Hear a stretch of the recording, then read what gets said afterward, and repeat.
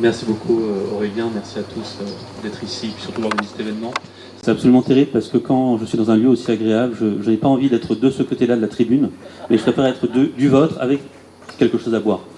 Mais qu'importe, Jonathan m'a demandé d'intervenir, donc j'obéis toujours à Jonathan, j'obéis au vent de tête, et puis vous découvrirez à cette occasion-là que je suis un disciple d'Antoine de Crémier, donc je fais ce coming out devant vous. Vous devez probablement connaître cette phrase du manifeste du Parti communiste de Marx et Engels. Elle dit « Un spectre entre l'Europe, c'est le socialisme ». Si on se contente de réfléchir à la France, une toute autre phrase pourrait s'imposer à notre esprit, qui est de dire « Un spectre entre la France et la République ». Je ne vais pas vous expliquer ici pourquoi la France n'est plus une idée actuelle, pleine de chair et de sang, et ce n'est plus une idée qui gonfle le biceps sous l'instinct joyeux de sa propre vigueur, car il me semble qu'Antoine vous a suffisamment expliqué l'ensemble des dialectiques qui traversent aujourd'hui la République, et qui font que la République est une idée qui est un petit peu morte. Dès lors, la question qui se pose est de savoir qu'est-ce qu'on doit faire de cette information. Parce qu'au fond, très bien, nous pouvons chanter le De Profundis, et on sait très bien qu'il y a des gens qui sont excellents pour chanter la mort des choses. C'était ce que Maurras reprochait à Chateaubriand. Mais la vraie question, c'est de nous dire, aujourd'hui, le chat dort de son dernier sommeil, et pourtant, les souris ne dansent toujours pas, et la cathédrale de Reims reste toujours assoupie de l'entendre point de sacre. Donc il faut vraiment réfléchir de que faire finalement de cette information de la mort de la République. Et pour commencer, on va être obligé d'être clarifié un point, c'est-à-dire qu'est-ce qu'on entend par la République? Qu'est-ce qui est bien mort finalement? Ce n'est pas hélas le régime républicain pour le moment. C'est-à-dire que même si l'idée républicaine est morte en grande partie, nos mairies elles affichent toujours liberté, égalité, fraternité à leur fronton. Ça ne veut pas dire grand-chose, mais ça va être toujours bien de pavoiser à cet endroit-là, en tricolore ou à l'européenne. À l'Élysée, il reste toujours peuplé de faquins. Matignon, on a des lourdeaux à front de bœuf. Et aux assemblées nationales, on a des strapontins qui s'échangent les gens qui eux-mêmes vont négocier des Marocains. Et tout ça, ça fait des républicains buveurs de bière, des esprits tièdes, très sympathiques, quand ils ne sont pas juste opportunistes. Excellent. Que dire? En fait, c'est tout simplement que notre régime actuel n'a pas rompu avec les ordres de la République.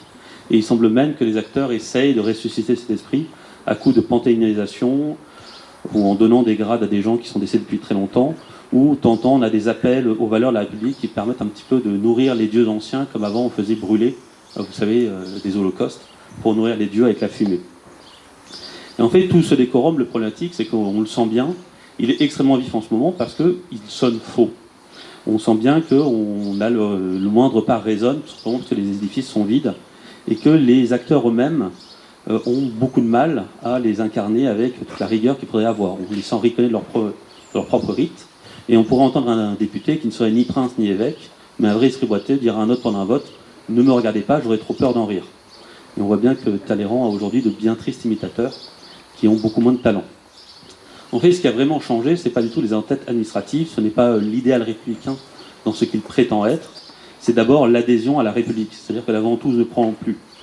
La République a beau faire des sucreries, des risettes, des câlineries, elle n'a plus de prise sur les esprits. Et en fait, c'est vraiment la grande question à se dire, c'est pourquoi, alors que la République n'a plus de prise sur les individus, alors que tous les idéaux qu'elle a prétendus ne tiennent plus, qu'est-ce qu'il en reste aujourd'hui dans les esprits? Évidemment, on sait très bien, il y a encore ces charmants républicains qui traînent dans la rue, ces gens qui pensent que la République est quelque chose de solide, qui ont des inquiétudes, on les sent souvent porter sur leurs épaules ce poids assez lourd de ce que doit être la République. Mais on voit bien que ces gens qui aimeraient être des sortes de catons sont bien plutôt des Julien Laposta et qu'ils ont perdu la couronne de l'Olérie. Et que voulez-vous, si vous voulez, les castors d'aujourd'hui ont été bien négligents et ont rangé beaucoup de choses. En fait, ce qui se passe, c'est que simplement, plus personne ne prend la République et le régime aurait dû s'écrouler lui-même. Or, parce que si vous voulez, quand le néant bâtit une tour, il finit généralement par jeter lui-même à bas, parce que chez l'homme, la nullité, c'est assez curieux, ça pèse. Quelqu'un qui est nul, il a une lourdeur et il la fait peser aux autres. La problématique, tout simplement, c'est que nous n'avons pas fait le deuil de la République. Nous, les royalistes, nous sommes les premiers à penser que la République est encore quelque chose de très vivace, qui a beaucoup de vigueur, et nous passons beaucoup de temps à critiquer la République. Et c'est à peu près la même chose pour la majorité des gens. Nous ne sommes toujours pas aperçus que le corps ne bouge plus, ou quand il bouge, c'est plutôt sous l'effet de l'action des vers, mais nous n'avons toujours pas réalisé. Après tout, c'est bien normal. Il a fait 2 siècles après la mort de Louis XVI, pour nous, la pilule n'est toujours pas passée, et nous sommes toujours en vendetta contre la République. Donc il est important de rédiger définitivement l'acte de décès, comme l'a fait avant moi Antoine de Crémier, et donc de vraiment se dire qu'il faut dire très simplement et très régulièrement qu'il n'y a plus de sujet à discuter de la République. La République est morte. Nous n'avons pas, au mieux nous lui devons la vérité sur le passé, Au pire, tout simplement, nous n'en parlons pas. Mais il est évident que la République, elle doit finir écrasée sous les colonnes et les linteaux de son propre temple. Donc merci beaucoup Antoine pour ce courage inouï, surtout devant un public très républicain, d'avoir montré tout le ridicule de tenir encore la République pour quelque chose. Et donc il faut que nous soyons comme le fou Ainsi parla Zarathustra, et que nous allions de village en village expliquer aux gens que la République est morte, qu'il faut creuser un trou pour l'enterrer gentiment, et qu'il faut réfléchir à l'arrière. Tati Daniel n'est plus là, donc il faut passer à autre chose. Cependant, si la mort est là, on voit bien qu'elle reste encore insoupçonnée pour beaucoup de gens, et que malgré que les mouches continuent à s'attirer autour du cadavre, finalement les gens ont du mal à intégrer l'événement ou à oser de le faire savoir. Et pourquoi finalement ils ont du mal avec ce spectre. C'est-à-dire que nous avons toujours cette image rémanente, nous conservons toujours cette idée que la République a ses notables, que la République a ses hussards noirs, que la République fait des cours de morale qui portent dans l'esprit des gens, que la République a une sorte de force de frappe. Et le problème, en fait, c'est que la République n'étant plus qu'un spectre, il nous faut assumer l'idée simplement que la République n'est plus capable de nous toucher. Et donc, il nous faut partir du principe que la République est une personne, une créature passée, et que toute sa capacité de nuisance aujourd'hui revient à nous hanter. Ça ne veut pas dire que l'État aujourd'hui n'a plus de pouvoir, ça ne veut pas dire que l'État n'est pas capable de nous faire du mal, mais aujourd'hui, il y a une décorrélation entre la puissance de l'État et l'idéal républicain. L'idéal républicain ne servira juste quelque part à donner des justifications, à mettre des choses au-dessus, mais ce qui tient d'abord, ce n'est non plus un idéal républicain, c'est d'abord un collectif d'intérêts. Et donc, si vous voulez, il nous faut accepter cette idée que nous sommes confrontés à un véritable mort-vivant. C'est-à-dire que qu'est-ce que c'est que le propre du mort-vivant comme un spectre? Parce que le spectre est le mort-vivant le plus subtil qui soit, c'est celui qui fait douter qu'il soit vivant ou qu'il soit mort. C'est-à-dire que quand vous croisez un spectre, le problème c'est que vous n'arrivez pas à déterminer quel est véritablement son statut, est-il vivant, est-il mort? Je sais bien qu'il est mort, mais je le vois quand même devant moi, donc je n'arrive pas à le déterminer. Ce qui est un vrai problème, parce que le zombie, la goule ou le vampire, si on prend d'autres types de morts vivants, ont l'avantage, on sait que ce sont des morts qui sont vraiment morts. Ils sont revenus vivants, sous un autre aspect, sous un autre état, mais il n'y a pas de doute sur le fait qu'ils soient morts. Or, si vous voulez, nous, avec la République, nous avons toujours ce doute, et il faut nous enlever ce doute. Il faut nous dire qu'elle est définitivement morte. Je me permets juste de faire une petite incise un petit peu sur la différence entre quelle est la différence entre un mort-vivant et un ressuscité. C'est tout simplement qu'un ressuscité passe de la vie et passe par le trépas, mais revient à la vie. Il y a une négation de la mort, une négation provisoire. Le ressuscité doit mourir à terme, là où le mort-vivant peut vivre, il peut continuer à vivre, et le spectre peut durer ad aeternam. Nous pouvons voir la disparition de la France et nous continuer à rester hantés par cette idée de la République. Et donc, si vous voulez, il nous faut vraiment refuser ça. Il faut partir vraiment du principe que la République n'a pas de résurrection, qu'elle ne va pas revenir à la vie, et que véritablement, il faut savoir faire un exorcisme. La question, si vous voulez, des fantômes, comme je disais, c'est que c'est une image qui est translucide et qu'elle est charmante après coup, et qu'il nous faut vraiment nous méfier, parce que bien souvent, les royalistes eux-mêmes ont déclaré que la République était morte, et à chaque fois qu'on a dit « elle est à l'agonie, on va revenir », elle a su finalement revenir dans le jeu, alors à chaque fois avec un nouveau numéro, parce que c'est un peu plus chic, mais il faut quand même nous méfier que cette nouvelle mue de la République, que cette mort de la République soit bien une mort et pas une mue. Et donc il va falloir que nous soyons vigilants à ce que la République ne rebondisse pas. Et donc c'est pour ça qu'il faut absolument expliquer aux gens qu'elle est morte. Plus les gens comprendront qu'elle est morte, moins ils auront envie d'avoir de revenir. Et plus revoyant venir un certain nombre de discours, moins ils seront pris à ça. Et tout simplement, il est important de le dire, parce que ça permet d'assurer l'étanchéité entre le monde des vivants et des morts. Si on accepte entièrement cette idée que la République est morte et qu'elle ne reviendra pas, ça ouvre largement la possibilité de l'après. Et donc c'est important, parce que plus on va réfléchir sur l'après, plus on va parler finalement des sujets importants. La République a tué le roi. On ne pourra pas revenir là-dessus. Louis XVI est mort. Il nous faut accepter l'idée. La République est morte elle aussi. Une fois qu'on accepte l'idée, on va s'intéresser à demain. Et plus on va s'intéresser à demain, plus on va être en mesure de prendre la main sur les sujets qui sont importants. Et donc ça permet l'avantage, si vous voulez, de véritablement avancer là-dedans. Ce qui est assez important, c'est que quelque part, même si nous croyons à la République, il faut s'apercevoir que nos concitoyens sont toujours sous le coup de ce spectre, et que dans le même temps, ils ont compris tout un ensemble de choses sur la puissance de la République aujourd'hui. Ils savent que la République est injuste. Ils ont vu les gilets jaunes qui ont perdu des dents, des yeux et des mains. Ils savent aujourd'hui que la République est inefficace, qu'elle gaspille l'argent. Aucun contribuable n'en doute. Nous sommes tous ravis de payer des impôts et encore plus de voir où cet argent peut partir. Nous savons que le gouvernement n'a aucune politique. Il suffit d'ouvrir BFM TV ou même CNews pour le voir rapidement. On voit très bien que la République nous désarme et nous livre à la violence de l'étranger ou de brut. On sait que chaque Saint-Sylvestre, l'État préfère jouer au petit poussé des voitures brûlées que de protéger, si vous voulez, les biens des personnes, ou tout simplement les personnes. Pourquoi c'est important de prendre ça en compte, que les gens ont compris que la République ne fonctionne plus? C'est de s'apercevoir qu'en fait, c'est là où se trouve un peu cette dialectique. C'est là où se trouve ce point assez étrange sur le fait que les gens n'adhèrent plus à la République, et qu'en même temps, alors qu'ils voient que plus rien ne fonctionne, ils n'arrivent plus réellement à réfléchir à autre chose. Et donc ça veut dire qu'il faut que nous revoyions largement notre diagnostic, c'est ce que nous proposait Antoine, ce qui veut dire qu'il ne sert plus à rien de critiquer la République, elle est morte, c'est tout, et il ne s'agit pas de dire vive la République maintenant qu'elle est morte, mais bien d'expliquer à nos concitoyens qu'il faut qu'ils deviennent royalistes, parce que malheureusement, dire que la République est morte ne suffit pas à transformer tous nos concitoyens en des gens qui posent la main sur le cœur en soupirant le nom du prince Jean. La majorité de nos citoyens ne sont pas royalistes, ils attendent. Et je vous prie de prendre vraiment très au sérieux cette phrase de l'attente de nos concitoyens. Quand j'étais enfant, on me racontait toujours les Français sont dans l'attente de l'homme providentiel, ou du chien qui passe sur la tribune. La réalité, c'est que les gens n'attendent même plus l'homme providentiel. Ils attendent quelque chose, et nous ne savons pas très bien aujourd'hui quoi. Ce qui est à peu près sûr, c'est que ils attendent. Et donc, ça veut dire qu'il nous faut savoir leur donner quelque chose à attendre. C'est-à-dire que nous sommes à la fin d'un cycle, et nous allons commencer un nouveau cycle, et si nous n'orientons pas les gens, ils n'auront pas d'idée de qu'est-ce que sera l'attend, et ils prendront la première chose qui leur tomberont sous la main. Et finalement, ils trouveront qu'un général boulanger sera aussi bien qu'une république, qui sera aussi bien qu'un roi, qui sera aussi bien qu'un nouveau général corse. Et donc, on reviendra dans les mêmes boucles, dans la même spirale. Ce qui est intéressant, c'est que cette attente, elle veut aussi dire que, contrairement à ce que racontent beaucoup de gens, nous ne sommes pas dans une sorte de décadence illimitée, linéaire ou intégrale, si on me pardonne le mot, mais que nous sommes bien dans une sorte, si vous voulez, de spirale, dans laquelle il y a des opportunités de rebond.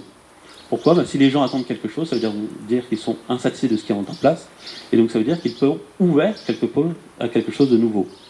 Et donc ça veut dire aussi que quelque part, à la suite de la décomposition du gouvernement, il va se préparer quelque chose et qu'il va savoir l'attraper au bon moment et qu'il va falloir travailler sur la succession.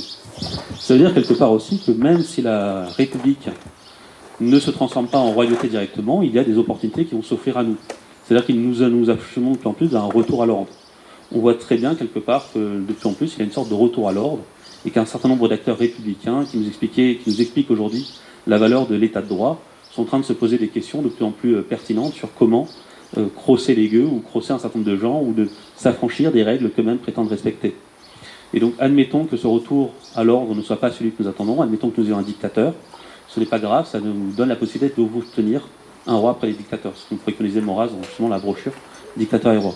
Mais ça veut dire que, quand bien même il y aurait une phase intermédiaire, nous devons travailler à préparer cet après. Nous devons travailler, nous profiter de la mort de la République pour véritablement travailler non pas sur la critique du régime actuel, mais véritablement sur faire comprendre à nos concitoyens ce qui doit venir. Et donc c'est pour ça qu'il faut répondre à l'attente de nos concitoyens en leur demandant non pas d'attendre un signe, ce qui était le cas par exemple des Français hors les assiégés d'Orléans qui attendaient quelque chose dans la guerre de 100 ans, et ce qu'ils virent arriver, ce fut le météore géonique. Cependant, la différence entre Jeanne d'Arc et nous, c'est tout simplement que celle de Jeanne d'Arc avait comme travail de faire souvenir la légitimité qui était en place et de réaffirmer la souveraineté nationale contre un traité répugnant et finalement l'invasion des Godans et les forfaitures faites par un certain nombre de grands seigneurs. Or, notre tâche, elle est tellement grande qu'elle est presque effrayante. Il s'agit de rappeler aux gens qu'au plus profond de notre fond civilisationnel, on a ces grands héritages, cette grande chose noble qu'est la légitimité, et qu'elle a une valeur en soi et qu'elle est nécessaire pour nous aujourd'hui. Et que la légitimité, ce n'est pas simplement des textes de loi, la légitimité, ce n'est pas la légalité, et qu'une vraie légitimité fédère autour d'elle un certain nombre de tribus et l'ensemble des francs. Et donc, c'est l'avantage d'avoir une véritable légitimité, d'avoir rassemblé les gens, c'est que, gare au scandale des ministres, au vase de Soissons, la justice du roi, elle est rendue sous les chaînes, mais le condamné, tentant, peut terminer en haut du chêne, suspendu. Je vous ai parlé du mot de légitimité, c'est à dessein, car c'est un gros mot qu'il est important de remettre au cœur du débat. On nous parle aujourd'hui énormément de l'état de droit, on nous parle énormément de la façon dont quelque part quelqu'un qui aurait eu 50 voix plus une doit avoir un pouvoir déterminant et appliquer ou non un programme qu'il a fait valider aux Français. Or aujourd'hui, on a du mal à se positionner vis-à-vis de cette question-là. Et en fait, c'est une grande erreur, parce que la légitimité, et c'est Antigone nous explique très bien, ce n'est pas ce qui est légal. La légalité ne va pas transformer le meurtre des petits vieux et des fragiles en quelque chose de bien, parce que la loi l'a déterminé. La loi ne fait pas du chat un chien, et la loi n'empêche pas que Rollin ou Macron puisse être autre chose qu'un fripon. Et donc j'espère que vous allez me pardonner, c'est une formule un peu ramassée, biscornue, comme je les aime bien. Enzo me l'a critiqué, donc j'essaierai d'être plus clair en détaillant ce que j'ai dit dedans. Tout simplement, la légitimité, c'est l'incarnation et la borne. C'est-à-dire, pour qu'il y ait une légitimité, il faut qu'il y ait quelqu'un quelque chose. La force de la royauté, c'était la capacité d'avoir cette double incarnation de la légitimité à travers un système, mais aussi à travers le corps du roi. La République nous a expliqué qu'il y avait une incarnation de la légitimité à travers, quelque part, le cœur du peuple. Au moment où vous mettez votre bulletin de vote, vous votez en tant que vous-même et en tant qu'une sorte de grand corps collectif. Alors c'est une division qui est un peu bizarroïde, mais ça a permis à la République d'avoir une certaine forme de légitimité. Et pourquoi la borne? Tout simplement, c'est que la légitimité, elle permet de fixer les points de bascule. C'est parce que, si vous voulez, à un moment où on passe un point de bascule, que la légitimité doit à un moment intervenir et dire que certaines choses ne puissent pas se faire. Et ça qu'à certains égards, on pourrait dire la légitimité, c'est un petit peu comme la peau. La peau est une frontière, mais c'est aussi une passoire. Elle permet de déterminer l'endroit où on passe du sensible aux choses qu'on ne doit pas garder. Et elle forme la frontière, une frontière qui n'est pas quelque chose d'étanche, comme on a tendance souvent à prétendre que ce sont les frontières, mais véritablement quelque chose qui permet de passer. La légitimité, elle est là pour un moment remettre certaines bornes, ou au contraire pour rappeler que la borne est au bon endroit. Et c'est en ça que la légitimité réclame la morale souple que nous demandait d'avoir Peggy. Peggy nous explique, et il a raison dans sa notice sur Descartes, qu'il existe deux styles de morale. Vous avez la morale raide, c'est la morale confortable. Vous savez, vous dites les choses sont comme ça et vous l'appliquez de manière indéfinie, sans regarder les situations. Alors, le problème des morales raides, si vous voulez, c'est qu'elles vous permettent souvent de laisser beaucoup de choses sous le tapis. À l'inverse, ce qui importe sur la morale, c'est la capacité de s'occuper des moindres petits détails. Elle doit aller dans les petits coins. Elle doit être comme la petite brosse, elle doit vraiment vous permettre d'aller dans chaque endroit et que la propreté soit derrière. Et au fond, c'est ce qu'on attend d'une légitimité, c'est être capable d'aborder les sujets avec souplesse, et non pas avec, si vous voulez, des contradictions ou des grandes explications qui, à certains moments, permettent simplement de masquer des changements d'intérêt. Max Weber, dans l'économie et la société, nous dit la légitimité, c'est trois attributs, c'est la coutume, le charisme et la rationalité. C'est pas entièrement faux, mais si vous voulez, c'est une description accidentelle de la légitimité. Socrate aurait probablement maltraité le brave professeur. Parce qu'en fait, ce qui est important, c'est pas tellement de dire comment recréer la coutume, comment recréer le charisme ou la rationalité de l'idée du prince. C'est tout simplement comment redonner aux gens cette idée que tout simplement, dans un régime qui fonctionne correctement, dans un régime qui n'est pas une bande de brigands qui nous crossent, on doit avoir cette sorte de petite respiration du pouvoir qui permet au souverain d'user de l'autorité et au peuple de consentir. Et c'est tout ce que nous explique, par exemple, Pierre Boutan dans Reprendre le pouvoir, et lui-même le dit d'ailleurs, c'est pas une invention de sa part, il dit il reprend une vieille ancienne. C'est tout simplement que pour avoir la légitimité, il faut qu'il y ait un dialogue entre le consentement du peuple et le pouvoir du souverain que lui octroie l'autorité. Et donc il faut réapprendre à nos concitoyens, et c'est un sujet assez passionnant, qu'il faut reconsentir au pouvoir, et que pour que nous puissions consentir réellement au pouvoir, il faut que nous ayons un pouvoir qui ait de l'autorité, et ça veut dire qu'il faut que nous ayons un souverain honorable. Et ça là c'est un sujet qui est assez passionnant, parce que finalement le peuple aujourd'hui ne consent plus. Et de la même manière, le président ordonne finalement très peu. Pour encore un petit peu sur du pouvoir un certain nombre de choses, c'est assez passionnant. La République aujourd'hui opère tout un ensemble de corruption où on achète les gens, quand on ne sait pas ça, on est simplement dans des verbiages, dans le fumage. Donc de temps en temps, on ergotera sur les comptes vides de la France, ou un petit peu comme à Byzance, on fera des dialectiques sur le sexe des anges ou de Brigitte, et en dehors de ça, si vous voulez, il n'y a pas grand-chose qui en ressortira. Le costume du président aujourd'hui n'apporte aucun supplément de souffle ou d'autorité. Finalement, le fait que Macron soit président ne crée pas un phénomène de respect. Il n'y a pas de distance. Nietzsche vous explique que le propre, si vous voulez, de l'aristocratie, c'est de donner le sentiment de distance, de voir qu'on ne peut pas toucher. On voit très bien aujourd'hui que nous n'avons qu'une seule envie, c'est d'aller justement toucher le président. Damien Tarel nous a montré que c'était tout à fait possible, et donc nous avons envie d'attraper véritablement par les boutons de la veste le président et de dire il y a des choses qui ne vont pas. Pourquoi? Mais nous n'avons pas à respecter, nous ne pouvons pas respecter quelqu'un, parce que nous ne pouvons pas consentir à un pouvoir qui n'a pas de légitimité. Nous ne le faisons pas évidemment parce qu'il y a encore une puissance étatique, mais nous avons bien conscience que le costume présidentiel n'est qu'une mauvaise tenue d'arlequin. Et donc, si vous voulez, cette attente que nous avons aujourd'hui, Michel Maffezoli nous explique, il fait une analogie qui est tout à fait pertinente dans le temps des soulèvements, ça correspond au peuple romain qui s'installait sur le mont Palentin, en attendant tout simplement que les prétoriens rougissent leurs capes et leurs mains, en éliminant l'empereur en place. La difficulté, si vous voulez, c'est qu'il est très confortable d'attendre sur le mont Palentin, ça n'empêche pas qu'en attendant un certain nombre de choses se déroulent, et que nous avons tout un ensemble de discours à tenir. C'est-à-dire que si nous nous contentons d'attendre et de dire nous nous attendons avec le reste du peuple français, il n'y aura pas grand-chose à attendre. On peut rappeler au peuple qu'il peut descendre du mont Palatin et de lui-même prendre les choses en main. Ou tout du moins lui rappeler que ce n'est pas aux prétoriens de déterminer quel sera le nouveau prétendant.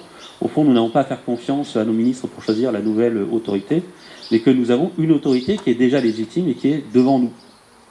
Et qu'au fond, notre véritable réflexion, c'est à cette légitimité républicaine qui est inexistante, il nous faut ramener une nouvelle légitimité. Et que finalement, le coup de force, la décision que nous donne Lénine, c'est le remplacement d'une légitimité par une autre.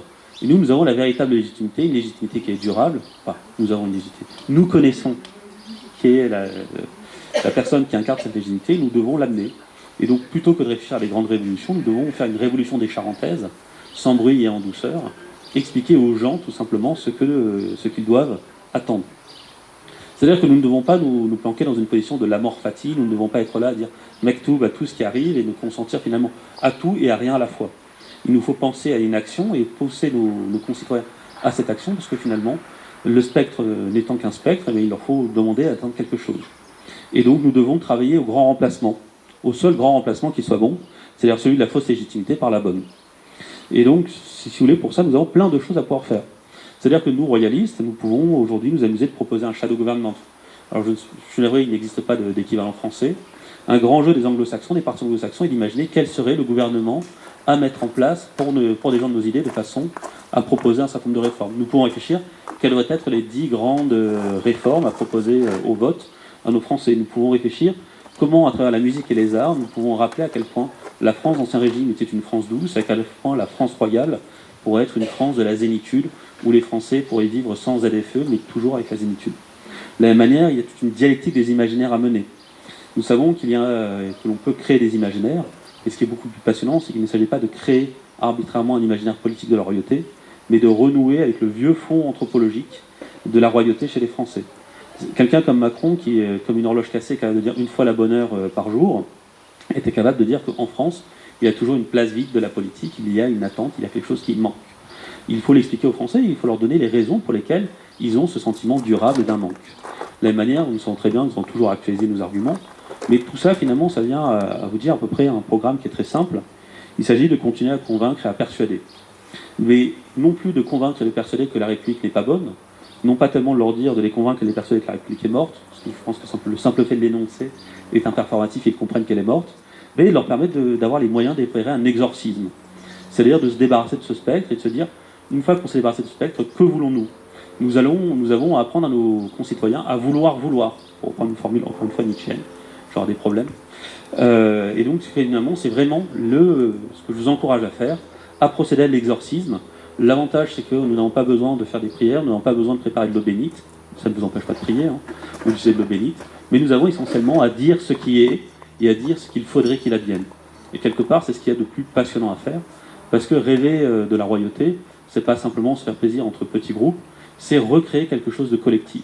C'est-à-dire que nous sommes à une époque où nous ne connaissons pas nos voisins, nous sommes à une époque où les gens préfèrent payer un esclave venu du Moyen-Orient pour amener de la nourriture chez soi que d'aller dans un restaurant. Nous sommes à une époque où les gens, et les militants royalistes, malheureusement, ne font pas exception, préfèrent expliquer leurs idées politiques sur les réseaux sociaux que d'en parler avec leurs voisins ou leurs collègues de bureau. Et en fait, pourquoi ? Nous n'avons plus rien, nous n'arrivons plus à voir le point commun entre les gens qui nous entourent. Et donc, quelque part, reparler du roi, se débarrasser de la République, c'est retrouver ce commun et, paradoxalement, c'est peut-être revenir à ce que signifie réellement la République, la res publica, la chose commune. Et donc, c'est pouvoir recréer toutes ces petites républiques nécessaires que les Français ont connues au niveau local.